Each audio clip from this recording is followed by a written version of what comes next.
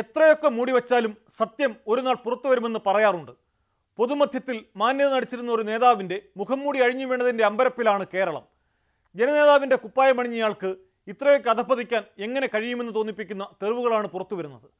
Youth Congress സംസ്ഥാന അധ്യക്ഷ സ്ഥാനത്ത് നിന്ന് രാഹുൽ മാങ്കൂട്ടത്തിൽ MLA നാണം കെട്ട് പടിയിറങ്ങിയതുകൊണ്ട് മാത്രം അവസാനിപ്പിക്കാവുന്നതല്ല ഈ വിവാദം. കാത്തിരുന്ന് ഇരയെ പിടിക്കുന്ന കുറുക്കനെ പോലെ കൗശലത്തോടെ ഇയാൾ വലവീശിപ്പിടിച്ച യുവതികൾ അനുഭവിക്കുന്ന മനോവേദനയ്ക്ക് പരിഹാരം വേണം. യുവതിയെ ഗർഭഛിദ്രത്തിന് നിർബന്ധിച്ചതിന് രാഹുൽ മാങ്കൂട്ടത്തിനെതിരെ കേസെടുക്കണമെന്നാവശ്യപ്പെട്ട് എറണാകുളം സെൻട്രൽ പോലീസിന് അഭിഭാഷകൻ പരാതി നൽകി. രാഹുലിനെതിരെ കൂടുതൽ യുവതികൾ വരും ദിവസങ്ങളിൽ രംഗത്തെത്തുമെന്നാണ് സൂചന. ആ വാർത്തയുടെ വിശദാംശങ്ങളാണ് പോലീസ് പട്രോളിൽ ആദ്യം. സ്വാഗതം.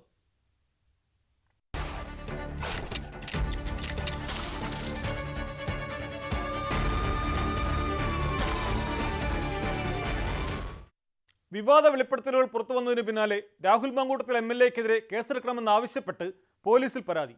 യുവതിയെ ഗർഭഛിദ്രത്തിന് നിർബന്ധിച്ചു എന്ന് കാട്ടി അഭിഭാഷകനായ ഷിൻഡോ സെബാസ്റ്റ്യനാണ് എറണാകുളം സെൻട്രൽ പോലീസിൽ പരാതി നൽകിയത്. ബാലാവകാശ കമ്മീഷനും ഇദ്ദേഹം പരാതി നൽകിയിട്ടുണ്ട്. തനിക്കുണ്ടായ ദുരനുഭവം രാഹുലിന്റെ പേരെടുത്ത് പറയാതെ നടി റിനി ജോർജ് വെളിപ്പെടുത്തിയതിന് പിന്നാലെ കൂടുതൽ യുവതികൾ ആരോപണവുമായി രംഗത്തെത്തിയിരുന്നു. യുവതിയുമായുള്ള സംഭാഷണവും ചാറ്റുകളുടെ സ്ക്രീൻഷോട്ടുകളും അടക്കം പുറത്തു വന്നതോടെയാണ് രാഹുൽ മാങ്കൂട്ടത്തിൽ യൂത്ത് കോൺഗ്രസ് സംസ്ഥാന അധ്യക്ഷ പദവി രാജിവെച്ചത്. അതേസമയം രാഹുലിൽ നിന്നുണ്ടായ മോശം പെരുമാറ്റം ന്യൂസ് 18 തുറന്നു പറഞ്ഞ് ട്രാൻസ് യുവതിയും രംഗത്തെത്തി.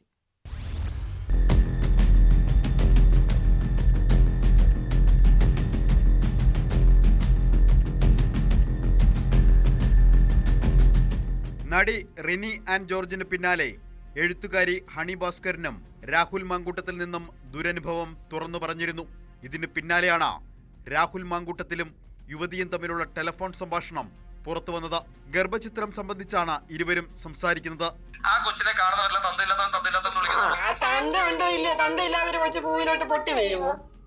പിന്നെ ആ കൊച്ചാരെ ചൂണ്ടിക്കാണിക്കുന്നേ?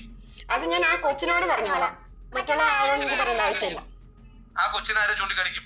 അതെന്നെ ചൂണ്ടിക്കാണിക്കും, പിന്നെ അല്ലാണ്ട് വേറെ ആരും ചൂണ്ടിക്കാണിക്കാനാണ് എനിക്കിരിക്കുന്നത്. അത്തരം ബുദ്ധിമുട്ടുകളാണ് ഞാൻ പറഞ്ഞോണ്ടിരിക്കുന്നത്. അതെനിക്ക് പിന്നെ അതെനിക്ക് ബുദ്ധിമുട്ടാകത്തില്ല.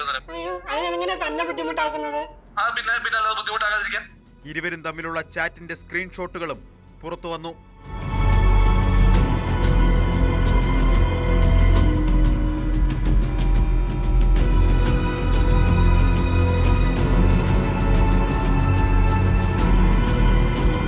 രാഹുൽ മാങ്കൂട്ടത്തിൽ യൂത്ത് കോൺഗ്രസ് പ്രവർത്തകയായ യുവതിക്ക് അയച്ച ചാറ്റുകളും പുറത്തു വന്നിട്ടുണ്ട്. ചോദിച്ചിട്ടും നമ്പർ നൽകാത്തതെന്തെന്ന മെസ്സഞ്ചർ സന്ദേശത്തിൽ യുവതിയോട് രാഹുൽ ചോദിക്കുന്നുണ്ട്. സൗന്ദര്യമുള്ളതിന്റെ അഹങ്കാരമാണ് യുവതിക്ക് എന്നും ചാറ്റിലുണ്ട്.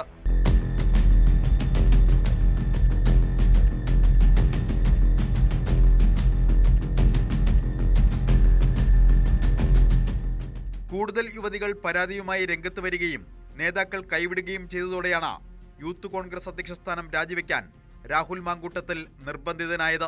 ആരോപണങ്ങളെല്ലാം നിഷേധിച്ച രാഹുൽ തെറ്റു ചെയ്തതുകൊണ്ടല്ല രാജിയെന്ന ന്യായീകരണമാണ് നിരത്തുന്നത്. ഞാൻ യൂത്ത് കോൺഗ്രസ് സംസ്ഥാന പ്രസിഡന്റ് സ്ഥാനം രാജിവെക്കുകയാണ്. ആ രാജിവെക്കുന്നത് ഞാൻ കുറ്റം ചെയ്തതുകൊണ്ടല്ല. എന്നെ ന്യായീകരിക്കേണ്ടെന്ന ബാധ്യതയല്ല പാർട്ടി പ്രവർത്തകർക്കുള്ളത്. പാർട്ടി പ്രവർത്തകർ ആർജവത്തോടുകൂടി ഈ സർക്കാരിന്റെ കൊള്ളരുതായ്മകൾക്കെതിരെ ഞാൻ ഉൾപ്പെടെയുള്ള പാർട്ടി പ്രവർത്തകർ ആഞ്ഞടിക്കും. യുവനടി പറഞ്ഞത് തനിക്കെതിരെയാണെന്ന് കരുതുന്നില്ലെന്നും എഴുത്തുകാരി ഹണി ഭാസ്കരൻ ഉന്നയിച്ച ആരോപണം അവർ തന്നെ തെളിയിക്കട്ടെ എന്നുമാണ് രാഹുലിന്റെ പ്രതികരണം. ഓഡിയോ സന്ദേശം വ്യാജമായി നിർമ്മിക്കുന്ന കാലമാണെന്നായിരുന്നു പുറത്തുവന്ന ശബ്ദരേഖയെക്കുറിച്ച് രാഹുൽ പറയുന്നത്. ഇന്നത്തെ കാലത്താണെന്ന് ആലോചിക്കണം. അത്തരത്തിലൊരു പരാതി ആരെങ്കിലും പറഞ്ഞിട്ടുണ്ടോ? ഇപ്പൊ അങ്ങ് സൂചിപ്പിക്കുന്ന പോലെ ഗർഭചിത്രം നടന്നു എന്നതുമായി ബന്ധപ്പെട്ട ഒരു പരാതി ഗർഭചിത്രം നടത്താൻ നിർബന്ധിച്ചു എന്നൊരു പരാതി അങ്ങയുടെ മുന്നിൽ വന്നിട്ടുണ്ടോ? ഒരു പരാതി വന്നാൽ ഞാൻ അതിന് മറുപടി പറയാം. രാഹുലിന്റെ പ്രതികരണത്തിന് പിന്നാലെ മാധ്യമങ്ങളെ കണ്ട നടി റിനി എല്ലാ സ്ത്രീകൾക്കും വേണ്ടിയാണ് പോരാട്ടമെന്ന് വ്യക്തമാക്കി. എൻ്റെ പോരാട്ടം എന്ന് പറയുന്നത് സ്ത്രീകൾക്ക് വേണ്ടിയുള്ള പോരാട്ടമാണ്. അത് ഏതെങ്കിലും ഒരു വ്യക്തിയെ അടിസ്ഥാനപ്പെടുത്തിയിട്ടുള്ളതല്ല. ഞാൻ പറഞ്ഞ കോസ് തന്നെയാണ് ഞാൻ ഇപ്പോഴും പറയുന്നത്. സ്ത്രീകൾ മുന്നോട്ട് വരുമ്പോൾ സമൂഹം അത് ഏറ്റെടുക്കുകയും അതിൻ്റെ സത്യാവസ്ഥ മനസ്സിലാക്കുകയും ചെയ്യണം. ഇപ്പോൾ ഈ വിഷയത്തിൽ ഞാൻ ആദ്യം മുന്നോട്ട് വന്നപ്പോൾ എന്നെക്കുറിച്ച് ചില പേരുകൾ വരെ പറഞ്ഞ് അധിക്ഷേപിക്കുന്ന ഒരു രീതി ഉണ്ടായി. അപ്പോൾ പിന്നീട് മനസ്സിലായി പലരും പരാതികളുമായി വരുന്നുണ്ട്. ഇത് ഏതെങ്കിലും ഒരു പാർട്ടി സ്പോൺസർ ചെയ്തിട്ടുള്ള ഒരു കാര്യമല്ല എന്നുള്ളത് കൃത്യമായിട്ട് മനസ്സിലായി. ഞാനിപ്പോഴും പറയുന്നു, ഞാൻ വ്യക്തിപരമായി ആരെയും പേരെടുത്ത് പറയാനോ ഒരു പ്രസ്ഥാനത്തെ പേരെടുത്ത് പറയാനോ ഇപ്പോഴും ഉദ്ദേശിക്കുന്നില്ല. ആ രീതിയിൽ പോകാൻ ഉദ്ദേശിക്കുന്നില്ല. കാരണം എൻ്റെ യുദ്ധം എന്ന് പറയുന്ന ഒരു വ്യക്തിയോടുള്ളതല്ല. തെറ്റായ സമൂഹത്തിൽ നടക്കുന്ന തെറ്റായ പ്രവണതകളോടുള്ളതാണ്. രാഷ്ട്രീയ നേതാവ് എങ്ങനെയായിരിക്കണമെന്ന് മാത്രമാണ് എൻ്റെ വിഷയം, വ്യക്തിപരമായിട്ടല്ല അതിൻ്റെ വിഷയം. സത്യം പറഞ്ഞാൽ ഇത്തരം പ്രശ്നങ്ങൾ ഇങ്ങനെയൊക്കെ ഉണ്ടായതിൽ ദുഃഖവുമുണ്ട്. ഇതിനിടെയാണ് രാഹുലിനെതിരെ തുറന്നു പറച്ചിലുമായി ട്രാൻസ് യുവതിയും രംഗത്ത് വന്നത്. റേപ്പ് ചെയ്യുന്നത് പോലെ തന്നെ ഉപയോഗിക്കണമെന്ന് രാഹുൽ മാങ്കൂട്ടത്തിൽ പറഞ്ഞെന്ന് അവന്തിക ന്യൂസ് 18നോട് പറഞ്ഞു. ദുരനുഭവം വെളിപ്പെടുത്തുമ്പോഴും അവന്തികയെ ഫോണിൽ വിളിക്കാൻ രാഹുൽ മാങ്കൂട്ടത്തിൽ ശ്രമിച്ചിരുന്നു. മെസ്സേജ് അയച്ചിട്ട് എൻ്റെ അടുത്ത് പറഞ്ഞത് ഇങ്ങനെ ആൾക്ക് താല്പര്യമുണ്ട്, അത് ഇവിടെ വെച്ച് സാധിക്കില്ല, നമുക്ക് ഇവിടെ ബാംഗ്ലൂർ അല്ലെങ്കിൽ ഹൈദരാബാദിൽ പോയി റേപ്പ് ചെയ്യണമെന്നാണ്, നിന്നെ എനിക്ക് റേപ്പ് ചെയ്യണമെന്നാണ് രാഹുൽ എൻ്റെ അടുത്ത് ആവശ്യപ്പെട്ടത്. അയാളുടെ ഒരു ലൈംഗിക വൈകൃതം നമ്മളൊന്ന് ആലോചിച്ച് നോക്കിയാൽ, നമ്മുടെ ഒരു ജനപ്രതിനിധിയാണ്, ഒരാൾക്ക് അയക്കുന്ന മെസ്സേജാണ് നിന്നെ എനിക്ക് റേപ്പ് ചെയ്യുന്ന പോലെ ചെയ്യണമെന്ന്. അത് ശരിക്കും അയാൾ ഒരു റേപ്പിസ്റ്റ് ആണ്. പല കാരണങ്ങളും ഒഴിഞ്ഞു മാറുകയായിരുന്നു. കാരണം എനിക്ക് ഭയമായിരുന്നു നാളെ എന്താണ് പ്രശ്നങ്ങൾ ഉണ്ടാകാൻ പോകുന്നത് എന്നോർത്ത്. നല്ല രീതിക്കുള്ള ഭയമുണ്ട്. ഇപ്പോഴും എനിക്ക് പ്രശ്നങ്ങളുണ്ട്, കാരണം മാനസികമായിട്ട് പ്രശ്നങ്ങളുണ്ട്. മാത്രമല്ല ഇത് തുറന്നു പറഞ്ഞു കഴിയുമ്പോൾ എത്തരത്തിലാണ് എന്നെ ഇത് അഫക്ട് ചെയ്യാനുള്ള എനിക്കൊരു പ്രശ്നമുണ്ട്. വിവാദ വെളിപ്പെടുത്തലുകൾ പുറത്തു വന്നതിന് പിന്നാലെയാണ് രാഹുൽ മാങ്കൂട്ടത്തിൽ MLA-ക്കെതിരെ കേസെടുക്കണമെന്നാവശ്യപ്പെട്ട പോലീസിൽ പരാതി ലഭിച്ചത്.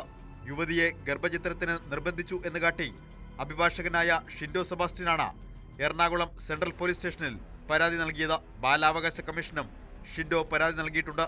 എന്റെ പരാതി പറഞ്ഞാൽ ഈ ഓഡിയോ വന്നിട്ടുണ്ട്. ഓഡിയോയിൽ പറയുന്നത് ഒരു കുട്ടികളെ ജനിക്കാൻ പോകുന്ന ഒരു കുട്ടിക്ക് ഈ സമൂഹത്തില് ഈ മണ്ണിൽ ജീവിക്കാനുള്ള അവകാശമാണ് നിഷേധിച്ചുള്ളത്. അത് എന്താണ് ഈ സമൂഹത്തിൽ നിരക്കാത്ത രീതിയിലുള്ള പ്രവൃത്തിയാണ്. അത് കണ്ടപ്പോൾ ഒരു അഭിഭാഷകനായ ഞാൻ അതിനെതിരെ ഒരു പരാതി കൊടുത്തു. സംഭാഷണത്തിലെ വിവരങ്ങൾ പരിശോധിച്ച ശേഷം യുവതിയുമായി സംസാരിച്ചാകും പോലീസ് തുടർ നടപടികൾ സ്വീകരിക്കുന്നതിൽ തീരുമാനമെടുക്കുക. കേരളത്തിന്റെ ചുമതലയുള്ള AICC ജനറൽ സെക്രട്ടറി ദീപാദാസ് മുൻഷിക്കും രാഹുലിനെതിരെ 6 പരാതികൾ ലഭിച്ചിട്ടുണ്ട്. രാഹുൽ MLA സ്ഥാനം രാജിവെക്കണമെന്നാവശ്യപ്പെട്ട് പാലക്കാട്ടെ MLA ഓഫീസിലേക്ക് BJP-യും DYFI-യും മാർച്ച് നടത്തി. അടൂരിലെ വീടിന് മുന്നിലും DYFI പ്രതിഷേധിച്ചു. അതേസമയം വെളിപ്പെടുത്തൽ നടത്തിയ യുവതികൾക്ക് നേരെ സൈബർ ആക്രമണവും നടക്കുന്നുണ്ട്.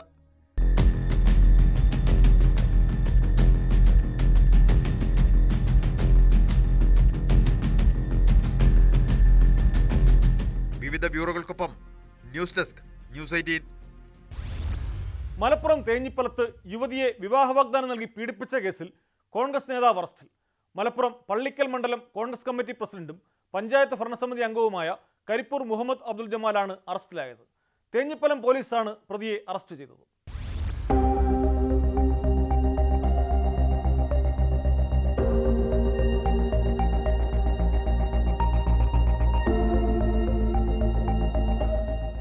യുവതിയെ വിവാഹ വാഗ്ദാനം നൽകി കാക്കഞ്ചേരിയിലെത്തിച്ച് പീഡിപ്പിച്ചെന്നാണ് 35-കാരനായ ജമാലിനെതിരെയുള്ള കേസ്. തിങ്കളാഴ്ചയാണ് യുവതി പോലീസിൽ പരാതി നൽകിയത്. തുടർന്ന് പ്രാഥമിക അന്വേഷണത്തിന് ശേഷം പോലീസ് പ്രതിയെ അറസ്റ്റ് ചെയ്യുകയായിരുന്നു. കോടതിയിൽ ഹാജരാക്കിയ പ്രതിയെ റിമാൻഡ് ചെയ്തു.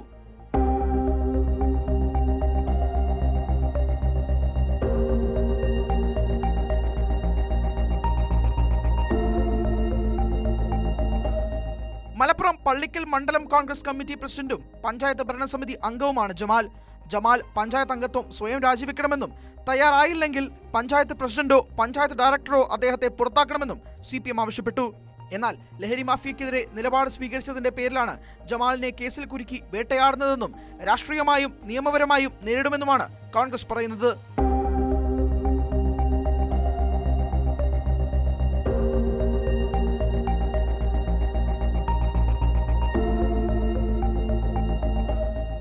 ന്യൂസ് 18 മലപ്പുറം. അമിത ലഹരി ഉപയോഗത്തെ തുടർന്നുള്ള അക്രമ സംഭവങ്ങൾ അനുദിനം വർദ്ധിക്കുകയാണ്. പാലക്കാട് നല്ലേപ്പള്ളിയിൽ പിതാവിനെ മകൻ മദ്യലഹരിയിൽ മർദ്ദിച്ചു കൊലപ്പെടുത്തി. നല്ലേപ്പള്ളി സ്വദേശി രാമൻകുട്ടിയെയാണ് മകൻ ആദർശ് കൊലപ്പെടുത്തിയത്. പിതാവിന് മദ്യം നൽകിയ ശേഷം ആക്രമിക്കുകയായിരുന്നെന്നാണ് പോലീസ് സംശയിക്കുന്നത്.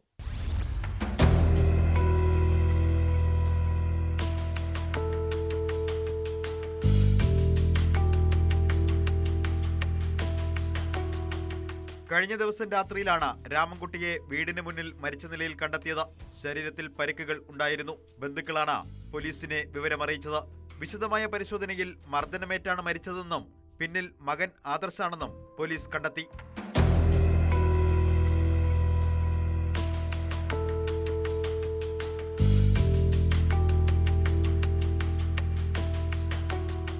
55 ദിവസം മുൻപ് അമ്മ മരിച്ചതോടെ ആദർശും രാമൻകുട്ടിയും മാത്രമാണ് വീട്ടിൽ താമസം. ആരോഗ്യ പ്രശ്നങ്ങൾ ഉള്ളയാളാണ് രാമൻകുട്ടി. ലഹരി ഉപയോഗിക്കുന്ന ആളാണ് ആദർശ്. കൃത്യം നടത്തിയ സമയത്തും ആദർശ് ലഹരിയിലായിരുന്നു. രാമൻകുട്ടിക്ക് മദ്യം നൽകി മർദ്ദിച്ച് കൊലപ്പെടുത്തുകയായിരുന്നു എന്നാണ് വിവരം. കൊഴിഞ്ഞാമ്പാറ പോലീസ് പ്രതിയെ വിശദമായി ചോദ്യം ചെയ്തു വരികയാണ്. മൃതദേഹം പോസ്റ്റ്മോർട്ടത്തിനായി പാലക്കാട് ജില്ലാ ആശുപത്രിയിലേക്ക് മാറ്റി.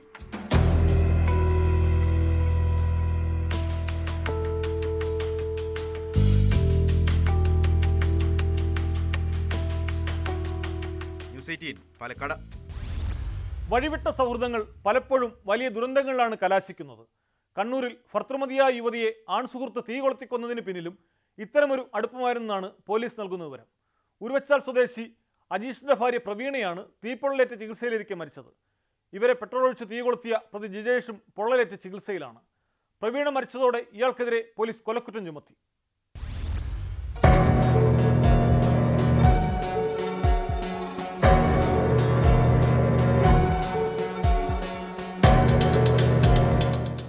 ജിജേഷിന്റെ വീട് കുട്ടാവിലും പ്രവീണയുടെ സ്വന്തം വീട് 2 കിലോമീറ്റർ അകലെ പെരുവളത്തുപറമ്പിലും. ഇരുവരും പഠിച്ചത് ഒരേ സ്കൂളിൽ. ഇവർ തമ്മിൽ പ്രണയബന്ധമുണ്ടായിരുന്നതായി നാട്ടുകാർക്കോ വീട്ടുകാർക്കോ അറിവില്ല. എന്നാൽ ജിജേഷുമായുള്ള ബന്ധം പ്രവീണ അവസാനിപ്പിച്ചതിന്റെ പ്രതികാരമായാണ് തീ കൊളുത്തിയതെന്നാണ് പോലീസിന്റെ അന്വേഷണത്തിൽ ലഭ്യമായ പ്രാഥമിക വിവരം. ജിജേഷ് അവിവാഹിതനാണ്. 39-കാരിയായ പ്രവീണയുടെ ഭർത്താവ് അജീഷ് വിദേശത്താണ്. കുറ്റ്യാട്ടൂർ ഉരുവച്ചാലിൽ അജീഷിന്റെ മാതാപിതാക്കളും പ്രവീണയും താമസിക്കുന്ന വാടക വീട്ടിലെത്തിയാണ് ജിജേഷ് ആക്രമണം നടത്തിയത്.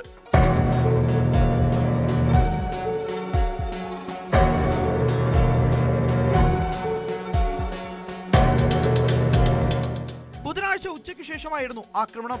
നിലവിളി കേട്ടതും തീയും പുകയും കണ്ടും തൊഴിലുറപ്പ് തൊഴിലാളികൾ ഓടിയെത്തിയപ്പോൾ പ്രവീണയും ജിജേഷും തീപ്പൊള്ളലേറ്റ് പിടയുന്നതാണ് കണ്ടത്. ഇരുവരെയും ഉടൻ കണ്ണൂർ ഗവൺമെന്റ് മെഡിക്കൽ കോളേജ് ആശുപത്രിയിൽ എത്തിച്ചു. ചികിത്സയിലിരിക്കെ പുലർച്ചെയാണ് പ്രവീണ മരിച്ചത്. വെള്ളം ചോദിച്ചാണ് ജിജേഷ് വീട്ടിലെത്തിയത്. തുടർന്ന് വീടിന് പിറകുവശത്തുണ്ടായിരുന്ന പ്രവീണയെ കയ്യിൽ കരുതിയ പെട്രോൾ ഒഴിച്ച് തീ കൊളുത്തുകയായിരുന്നു. ഈ സമയം അജീഷിന്റെ അച്ഛനും വീട്ടിലുണ്ടായിരുന്നു. ജിജേഷിന്റെ അരയ്ക്ക് താഴെയാണ് കൂടുതലായി പൊള്ളലേറ്റത്. ഇയാളും അപകടനില തരണം ചെയ്തിട്ടില്ല. ക്ഷേത്രത്തിലെ ശുചീകരണ തൊഴിലാളിയായ ജിജേഷ് മുൻപ് ഏറെക്കാലം തെങ്ങ് ചെത്ത് തൊഴിലാളിയായിരുന്നു. ഇതിനു മുമ്പ് ഇയാൾ എന്തെങ്കിലും പ്രശ്നമുണ്ടാക്കിയതായി നാട്ടുകാർക്ക് അറിയില്ല. ഇരുവരും പരിചയക്കാരാണെന്നും വ്യക്തിവൈരാഗ്യമാണ് ആക്രമണത്തിന് കാരണമെന്ന് സംശയിക്കുന്നതായും പോലീസ് അറിയിച്ചു. സംഭവത്തിൽ പോലീസ് കൂടുതൽ അന്വേഷണം നടത്തി വരികയാണ്.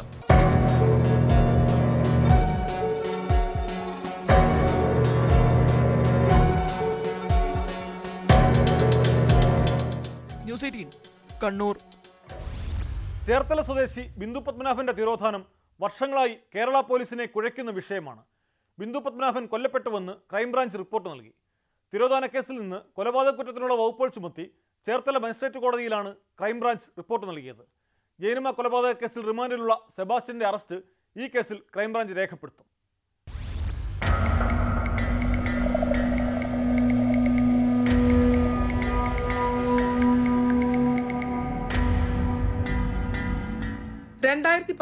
പട്ടണക്കാട് പോലീസ് സ്റ്റേഷനിൽ രജിസ്റ്റർ ചെയ്ത തിരോധാന കേസാണ് 9 വർഷങ്ങൾക്ക് ശേഷം കൊലപാതക കേസായി മാറുന്നത്.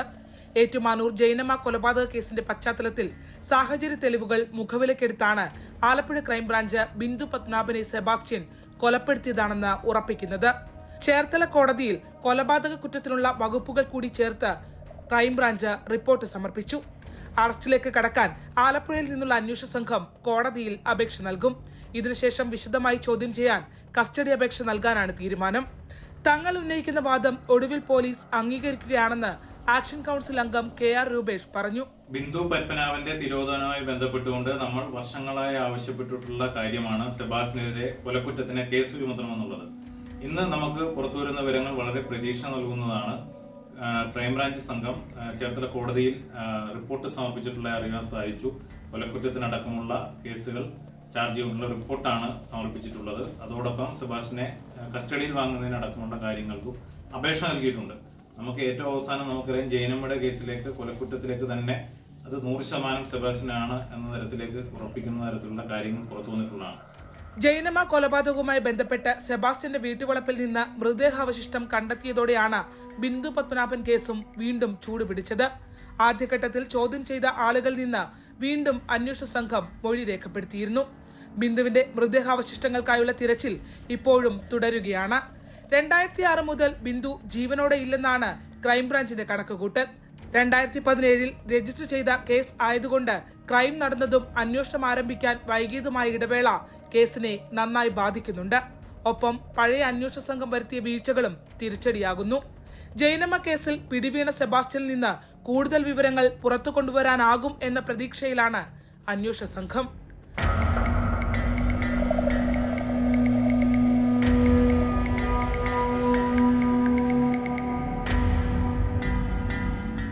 ശരണ്യ സ്നേഹജൻ, ന്യൂസ് 18, ആലപ്പുഴ. നാട്ടിലെ നിയമസംവിധാനങ്ങളെല്ലാം വെല്ലുവിളിച്ചാണ് കൊള്ളപ്പലിശ സംഘങ്ങളുടെ പ്രവർത്തനം. എറണാകുളം പറവൂരിൽ ആശാ ബെന്നി എന്ന വീട്ടമ്മ ജീവനൊടുക്കാനിടയായത് വട്ടിപ്പലിശ സംഘങ്ങളുടെ ഭീഷണി മൂലമാണെന്നാണ് പരാതി.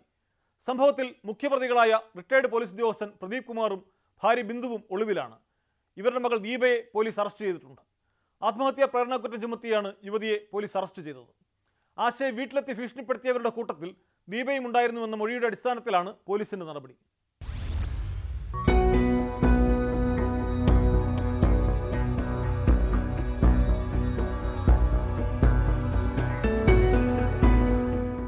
ആശാ ബെന്നിയുടെ കുടുംബത്തിന്റെയും അയൽവാസികളുടെയും മൊഴിയുടെ അടിസ്ഥാനത്തിലാണ് പോലീസ് നടപടി. മണിക്കൂറുകൾ നീണ്ട ചോദ്യം ചെയ്യലിനൊടുവിലാണ് ദീപയെ പോലീസ് കസ്റ്റഡിയിലെടുത്തത്.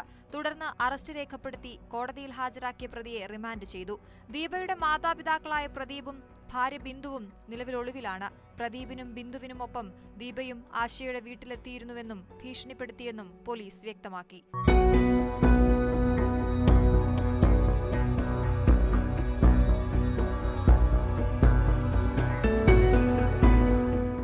കോട്ടുവള്ളി സൗത്ത് റേഷൻ കടയ്ക്ക് സമീപം പുളിക്കത്തറ വീട്ടിൽ ആശാ ബെന്നി ചൊവ്വാഴ്ചയാണ് പുഴയിൽ ചാടി ജീവനൊടുക്കിയത്. അയൽവാസിയായ പ്രദീപിന്റെയും ഭാര്യ ബിന്ദുവിന്റെയും പേരുകളാണ് ആശയുടെ ആത്മഹത്യാക്കുറിപ്പിലുള്ളത്. ഇവരിൽ നിന്ന് 10 ലക്ഷത്തോളം രൂപ ആശ പലിശയ്ക്ക് കടം വാങ്ങിയിരുന്നു. 1 ലക്ഷത്തിന് മാസം 10,000 രൂപയായിരുന്നു പലിശ. മുതലും പലിശയുമടക്കം 30 ലക്ഷം തിരികെ കൊടുത്തിട്ടും ഭീഷണി തുടർന്നുവെന്ന് ആശയുടെ കുടുംബം ആരോപിക്കുന്നു. നേരത്തെ കൈഞ്ഞരമ്പ് മുറിച്ചും ആശ ആത്മഹത്യയ്ക്ക് ശ്രമിച്ചിരുന്നു. ഫോൺ മുഖേനയും വീട്ടിലെത്തിയും പ്രദീപ് കുമാറും ഭാര്യ ബിന്ദുവും ഭീഷണിപ്പെടുത്തൽ തുടർന്നതോടെ ആശയുടെ കുടുംബം SP ഓഫീസിൽ പരാതി നൽകുകയും പറവൂർ പോലീസ് സ്റ്റേഷനിലേക്ക് ഇവരെ വിളിപ്പിക്കുകയും ചെയ്തു. എന്നാൽ പോലീസ് സ്റ്റേഷനിൽ വെച്ചും പോലീസുകാർക്ക് മുന്നിൽ വെച്ചും പ്രദീപ് കുമാർ ആശയെ ഭീഷണിപ്പെടുത്തിയെന്ന് കുടുംബം ആരോപിച്ചു. മരണത്തിന് തലേദിവസവും ഇവർ വീട്ടിലെത്തി ഭീഷണി മുഴക്കുന്ന ദൃശ്യങ്ങൾ പുറത്തുവന്നിരുന്നു.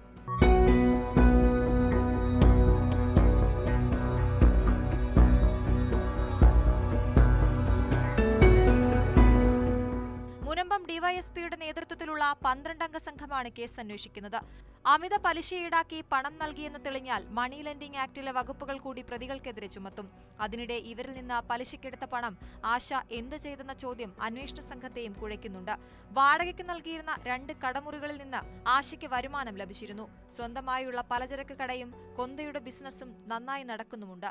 മറ്റു പലരിൽ നിന്നും ആശ വലിയ തോതിൽ പണം കടം വാങ്ങിയിരുന്നുവെന്നും പറയുന്നു. എന്നാൽ വീട്ടുകാർക്കോ അയൽക്കാർക്കോ ഇക്കാര്യങ്ങൾ അറിവുണ്ടായിരുന്നില്ല. ഗോതുർത്ത് സ്വദേശികളായ 2 യുവതികളുമായുള്ള പണമിടപാടുകളെക്കുറിച്ചും ആത്മഹത്യാക്കുറിപ്പിൽ പറയുന്നുണ്ട്.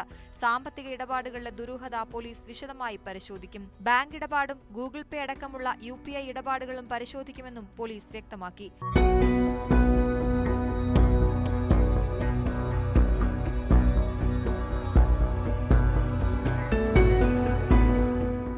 ന്യൂസ് 18 കൊച്ചി. തമിഴ്നാട് സ്വദേശിനിയെ വിവാഹ വാഗ്ദാനം നൽകി പീഡിപ്പിച്ചതായി പരാതി. നാഗർകോവിൽ സ്വദേശിനിയായ യുവതിയാണ് മലപ്പുറം തിരൂർ സ്വദേശി ഇക്ബാലിനെതിരെ പരാതിയുമായി രംഗത്ത് വന്നത്. പരാതി ലഭിച്ചിട്ടുണ്ടെങ്കിലും അറസ്റ്റ് പാടില്ലെന്ന ഹൈക്കോടതി നിർദ്ദേശമുള്ളതിനാൽ തുടർ നടപടി എടുത്തിട്ടില്ലെന്നാണ് തിരൂർ പോലീസിന്റെ വിശദീകരണം.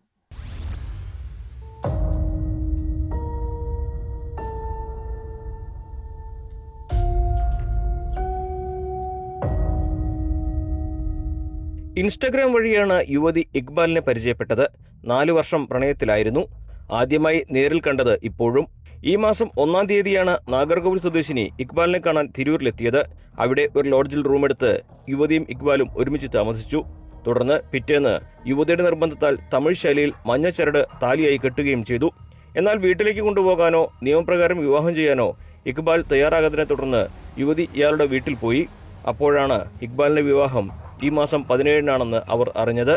തുടർന്ന് യുവതിയെ പിന്തിരിപ്പിച്ച് തിരിച്ചയക്കാൻ ഇക്ബാലും കുടുംബവും ശ്രമിച്ചെങ്കിലും അവർ തയ്യാറായില്ല. 14-ാം തീയതി യുവതി തിരൂർ പോലീസിൽ പരാതി നൽകി. ഇവിടെ വന്നിട്ട് ഞാൻ കെട്ട് അല്ലെങ്കിൽ ഞാൻ ചാവെന്ന് പറഞ്ഞപ്പോൾ കെട്ടിയിട്ടും പിന്നീട് ഇത് ആവശ്യപ്പെട്ടതിന് ശേഷം ഞാൻ പറഞ്ഞു ഇനി ഇങ്ങനെ എടുക്കാൻ പറ്റില്ല, കാരണം കുട്ടികളായ പ്രശ്നങ്ങൾ, അപ്പോൾ വീട്ടിലേക്ക് കൂട്ടിക്കൊണ്ട് പോകുന്നു പറഞ്ഞു. അവന് പോവാം എല്ലാവരോടും കാര്യങ്ങളൊക്കെ പറഞ്ഞിട്ട് പോവാം, അവർ അസുഖമുള്ള ആൾക്കാരാണ്, പെട്ടെന്ന് പറഞ്ഞാൽ അവർക്ക് പ്രശ്നം വരും, അതുകൊണ്ട് കുറച്ച് പതുക്കെ നമുക്ക് റെഡിയാക്കാം, ഡിസംബർ വരെ നമുക്ക് സമയമുണ്ടെന്ന് പറഞ്ഞു. അവൻ്റെ ചേച്ചിമാരും അവൻ്റെ അമ്മയൊക്കെ അത് പറ്റില്ല, ഇവിടെ ഒന്നും എത്ര സംസാരിച്ചാലും ഇതൊന്നും പറ്റില്ല, ഞങ്ങളെ കൊണ്ട് ഞങ്ങൾ ഏറ്റെടുക്കത്തില്ല, അപ്പോൾ നിങ്ങളുടെ മോനിൽ ഇങ്ങനെയൊക്കെ അയക്കാന്ന് വെച്ചാൽ അത് നിങ്ങൾ മറന്നു പോകാൻ പറയാം, നിങ്ങൾക്കത് ഏറ്റെടുക്കാനേ പറ്റില്ല. പിന്നെ അവരുടെ അയലത്താരും അങ്ങനെയാണ്, ഞങ്ങൾ എത്ര ചോദിച്ചിട്ടും അവരും ഒരു ഹെൽപ്പും ചെയ്തിട്ടില്ല. അപ്പം തന്നെ നമ്മൾ കേസെടുത്ത് അപ്പം തന്നെ നമുക്കത് അറിവ് കിട്ടി, അതെങ്ങനെയാണ് അറിയില്ല. അപ്പോഴേ ഹൈക്കോടതിയിൽ അവന് അപ്ലൈ ചെയ്തിട്ടുണ്ട്. അവൻ്റെ കെട്ടി 17-ാം തീയതി ഉണ്ടെന്ന് പറഞ്ഞിട്ട് 19-ാം തീയതി അവൻ ഇക്ബാലിനെ അറസ്റ്റ് ചെയ്യാൻ പറ്റില്ല എന്ന് പറഞ്ഞു. അറിയില്ല, അങ്ങനെയാണ് ചെയ്തത്. പക്ഷേ എനിക്ക് അവനില്ലാണ്ട് ജീവിക്കാൻ പറ്റില്ല. എനിക്കിപ്പോൾ കേസ് കൊടുത്തത് എനിക്കിപ്പോൾ അവനെ വേണം. പക്ഷെ ഇപ്പം എന്താ പറയുന്നത് വെച്ചാൽ കേസിലും നമുക്കൊന്നും ചെയ്യാൻ കഴിയില്ല. കോടതി ഇങ്ങനെ കൊടുത്തത് കൊണ്ട് അവൻ്റെ ജീവിതം നോക്കി തന്നെ പോകും. ലീഗലി രജിസ്റ്റർ ചെയ്തിട്ടില്ല? ഇല്ല, ചെയ്തിട്ടില്ല. ഇപ്പം അവനെ കിട്ടിയിട്ടില്ല, എവിടെ പോയിന്ന് അറിയില്ല. എനിക്ക് അവനെ ഒന്ന് കണ്ട് സംസാരിക്കണം. വഞ്ചിക്കപ്പെട്ടു.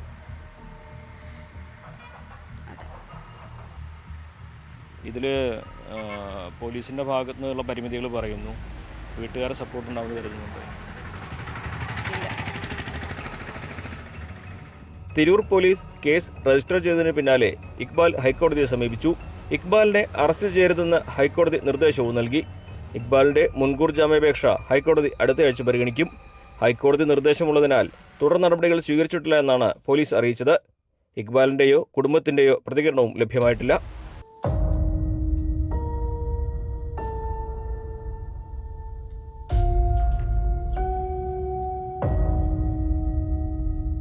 ന്യൂസ് 18 മലപ്പുറം. കോഴിക്കോട് നാദാപുരത്ത് 16-കാരി പീഡനത്തിനിരയായി ഗർഭിണിയായ കേസാണ് പോലീസ് പട്രോൾ ഇനി പരിശോധിക്കുന്നത്. ഗർഭസ്ഥ ശിശുവിൻ്റെ പിതാവാരെന്ന് കണ്ടെത്താനായി DNA പരിശോധനയ്ക്ക് അനുമതിക്കായി പോലീസ് അപേക്ഷ നൽകി. കുട്ടിയെ പീഡിപ്പിച്ച സംഭവത്തിൽ പിതാവും ആയുർവേദ ഡോക്ടറും അറസ്റ്റിലായിരുന്നു. കേസിൽ തെറ്റിദ്ധാരണാജനകമായ വാർത്ത പ്രചരിപ്പിച്ചതിന് പ്രാദേശിക ഓൺലൈൻ ചാനലിനെതിരെയും പോലീസ് കേസെടുത്തിട്ടുണ്ട്.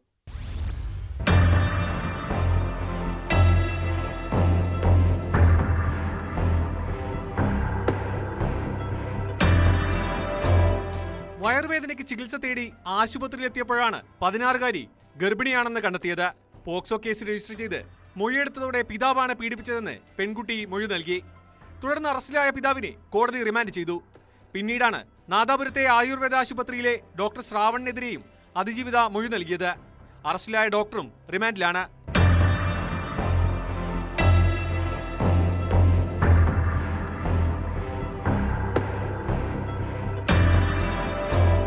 കേസിൽ കൂടുതൽ വ്യക്തതയ്ക്ക് വേണ്ടിയാണ് പോലീസ് DNA പരിശോധനയ്ക്ക് അനുമതി തേടി അപേക്ഷ നൽകിയത്. കോഴിക്കോട് പോക്സോ കോടതിയിൽ ഇത് സംബന്ധിച്ച് അപേക്ഷ നൽകിയതായി നാദാപുരം SHO TR നിതീഷ് പറഞ്ഞു. അതിജീവിതയുടെ മൊഴി പ്രകാരം 2 കേസുകൾ പോലീസ് രജിസ്റ്റർ ചെയ്തിട്ടുണ്ട്. DNA പരിശോധന നടന്നതായി പ്രചരിക്കുന്ന വാർത്തകൾ തെറ്റാണെന്നും പോലീസ് അറിയിച്ചു. കേസിൽ തെറ്റിദ്ധാരണാജനകമായ വാർത്തകൾ പ്രചരിപ്പിച്ച കുറ്റം ചുമത്തി പ്രാദേശിക ഓൺലൈൻ ചാനലിനെതിരെയും കേസെടുത്തിട്ടുണ്ട്.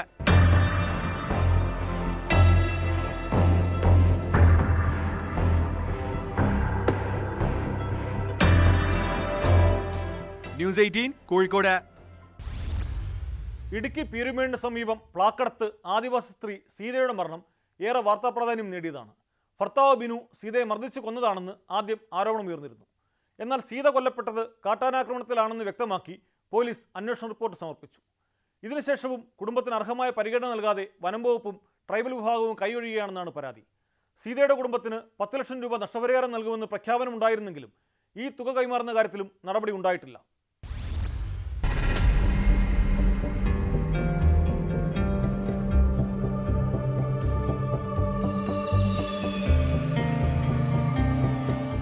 ഭാര്യയുടെ മരണത്തിൽ സമൂഹം സംശയത്തോടെ നോക്കിയത് ബിനുവിനെയും മക്കളെയും കടുത്ത സമ്മർദ്ദത്തിലാക്കിയിരുന്നു.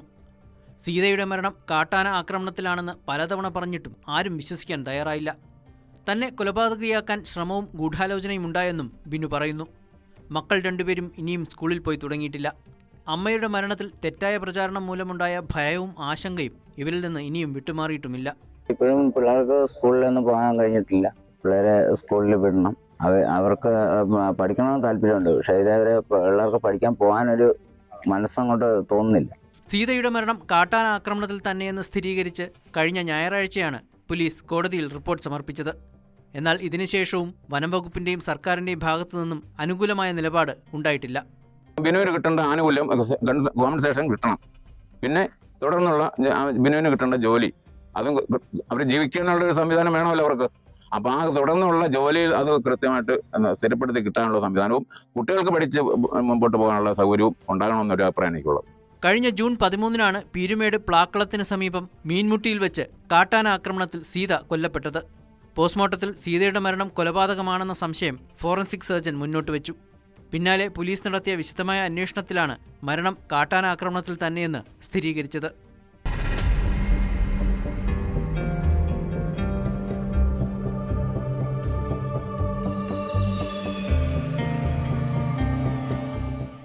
ന്യൂസ് 18 ഇടുക്കി. കായംകുളത്ത് കടയിൽ മോഷണം. ലക്ഷക്കണക്കിന് രൂപയുടെ സാധനങ്ങൾ നഷ്ടമായി. കായംകുളം പുനലൂർ റോഡിൽ പോലീസ് സ്റ്റേഷന് സമീപം ക്യാമറകൾ വിൽക്കുന്ന കടയിലാണ് ഭിത്തി തുരന്നകത്ത് കയറി മോഷണം നടത്തിയത്. സംഭവത്തിൽ പ്രതികൾക്കായി പോലീസ് അന്വേഷണം തുടങ്ങി.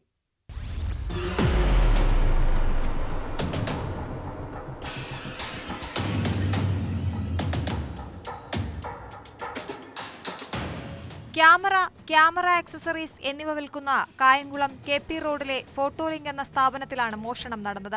സ്ഥാപനത്തിന്റെ പിന്നിലെ ഭിത്തി തുരന്നാണ് മോഷ്ടാവ് അകത്ത് കയറിയത്. 6 ലക്ഷം രൂപയോളം വില വരുന്ന ക്യാമറകളും ലെൻസുമടക്കം മോഷണം പോയി. ജീവനക്കാർ രാവിലെ എത്തി കട തുറന്നപ്പോഴാണ് മോഷണ വിവരം അറിയുന്നത്. ഗോപ്രോ അടക്കമുള്ള ക്യാമറകൾ, മറ്റ് ആക്സസറീസുകൾ എന്നിവയും നഷ്ടമായതായി ജീവനക്കാർ പറഞ്ഞു.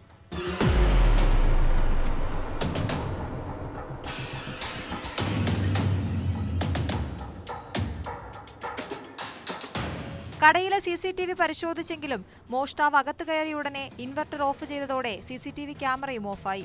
ഇതേ തുടർന്ന് കൂടുതൽ ദൃശ്യങ്ങൾ CCTVയിൽ ലഭിച്ചില്ല. സമീപത്തെ വ്യാപാര സ്ഥാപനങ്ങളുടെ CCTVകൾ കേന്ദ്രീകരിച്ചാണ് പോലീസ് അന്വേഷണം. വ്യാപാര സ്ഥാപനങ്ങളിൽ ഓണക്കാലത്ത് നടക്കുന്ന മോഷണം തടയുന്നതിനായി പോലീസ് പട്രോളിംഗ് ശക്തമാക്കണമെന്ന് വ്യാപാരി വ്യവസായ ഏകോപന സമിതി യൂണിറ്റ് പ്രസിഡന്റ് സിനിൽ സബാദ് ആവശ്യപ്പെട്ടു. വ്യാപാരികൾക്ക് ഏറ്റവും അധികം ആശങ്ക ഉണ്ടാക്കുന്ന ഒരു മോഷണമാണ് കായംകുളത്ത് നടന്നിരിക്കുന്നത്. കാരണം പോലീസ് സ്റ്റേഷൻ തൊട്ടടുത്താണ് ഈ മോഷണം നടന്നിരിക്കുന്നത്. അതുകൊണ്ട് തന്നെ ഓണക്കാലത്ത് ശക്തമായ പെട്രോളിംഗ് ഏർപ്പെടുത്തണം എന്നുള്ളതാണ് വ്യാപാരി വ്യവസായ ഏകോപന സമിതിയുടെ ആവശ്യം. ഇത് ഡിവൈഎസ്പിയുമായിട്ട് ബന്ധപ്പെട്ടിട്ടുണ്ട്. പോലീസ് വന്ന് പരിശോധന നടത്തിയിട്ടുണ്ട്. CCTV ദൃശ്യങ്ങളെല്ലാം എടുത്ത് പ്രതികളെ ഉടനെ പിടിക്കുമെന്നാണ് വ്യാപാരികളുടെ പ്രതീക്ഷ.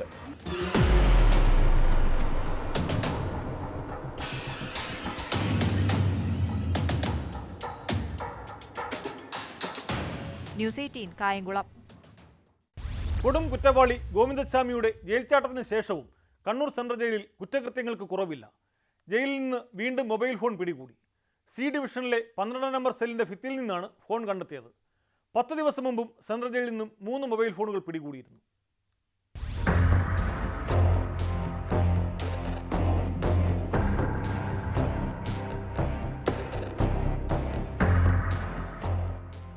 കഴിഞ്ഞ രാത്രി ജോയിന്റ് സൂപ്രണ്ടുമാരുടെ നേതൃത്വത്തിൽ നടത്തിയ പരിശോധനയിലാണ് C ഡിവിഷനിലെ 12 നമ്പർ സെല്ലിന്റെ ഭിത്തിയിൽ നിന്ന് ഫോൺ കണ്ടെത്തിയത്. ജയിൽ സൂപ്രണ്ടിന്റെ പരാതിയിൽ കണ്ണൂർ ടൗൺ പോലീസ് കേസെടുത്തു. 10 ദിവസം മുമ്പ് സെൻട്രൽ ജയിലിൽ നിന്ന് 3 മൊബൈൽ ഫോണുകളും ചാർജറുകളും ഇയർഫോണുകളും കണ്ടെത്തിയിരുന്നു.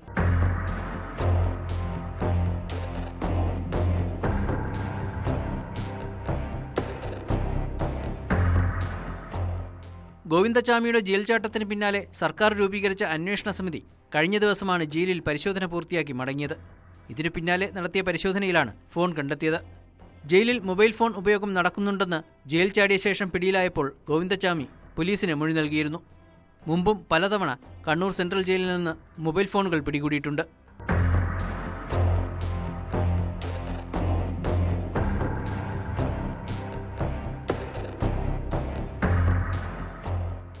ന്യൂസ് 18 കണ്ണൂർ. പാലക്കാട് പുതുശ്ശേരി ചന്ദ്രനഗറിലെ സഹ്യാദ്രി കോളനിയിൽ അടച്ചിട്ട വീട്ടിൽ നിന്നും 10 പവൻ സ്വർണവും വിലപിടിപ്പുള്ള വാച്ചുകളും മോഷ്ടിച്ച സംഭവത്തിൽ 2 പേരെ പൊള്ളാച്ചിയിൽ നിന്നും അതിസാഹസികമായി പോലീസ് പിടികൂടി. പൊള്ളാച്ചി സ്വദേശികളായ കാർത്തി, നാഗരാജ് എന്നിവരെയാണ് കസബ പോലീസ് അറസ്റ്റ് ചെയ്തത്.